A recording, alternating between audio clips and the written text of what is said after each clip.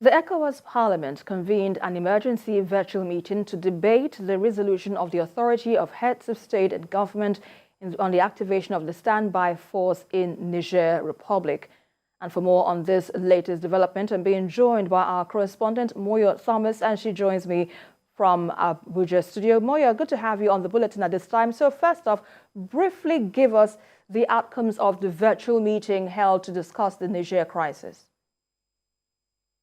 Okay, so let me say the most important outcome is the fact that members of the parliament constituted a 12-member committee delegation to go to Niger to further work on dialogue and diplomacy. At the meeting, they actually discussed on the resolution of the authority that met on the 10th. That is the activation of a standby force in case Niger military leaders don't hand over power as instructed by ECOWAS. And then they went into a debate session where most members of the parliament said they are not in support of the use of force, and that a lot of them said there's so many other concerns that should be given consideration, particularly the impact of war. That is, it could affect women and children most particularly, and then it would.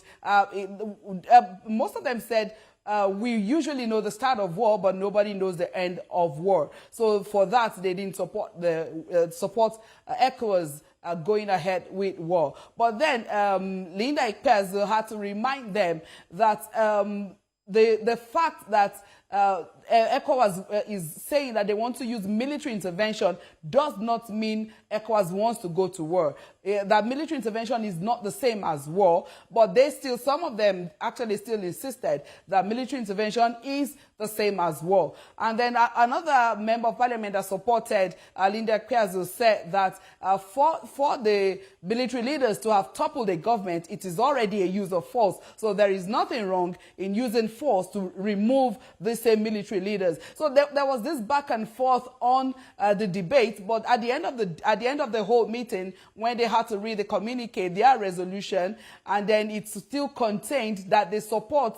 It contained a lot of other things, but particularly the fact that the resolution contained that they support the use of force if ECOWAS had to get to that point. And a lot of members, particularly Senator Aline Dume and Idris Wase and so many others, spoke out against it, that no, that is not their stand. Their stand is not on the use of force, because majority, out of about 23 people that actually spoke, about 18 of them said no force, 100% no military intervention, while some others said ECOWAS should be supported, whatever they have to do to ensure that democracy is returned.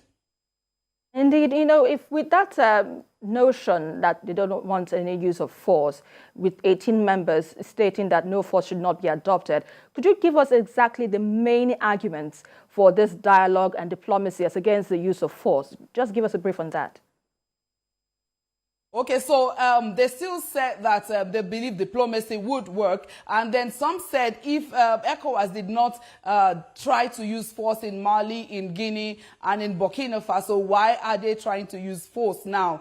And then I must also remember to say this. The second deputy speaker is from Niger, and he spoke extensively on the hardship citizens of Niger are actually going through at the moment because of the electricity that has been cut by Nigeria and the closed of border measure taken by ECOWAS. They said that people are suffering, and this is there's wide outbreak of malaria, and that is spreading so fast because people can't protect themselves against the fever. And so they are also asking that Parliament should please liaise with the authority and ensure that they can open the borders, that there are thousands of trucks still stuck at the border of Niger as being one of the measures taken. But then one of the members of parliament said there is need to support these measures because he believes that with these stringent measures, the military leaders will actually give over the power to the elected president, and if they can get the support. We also must also realize that the powers of Ecowas Parliament is actually limited.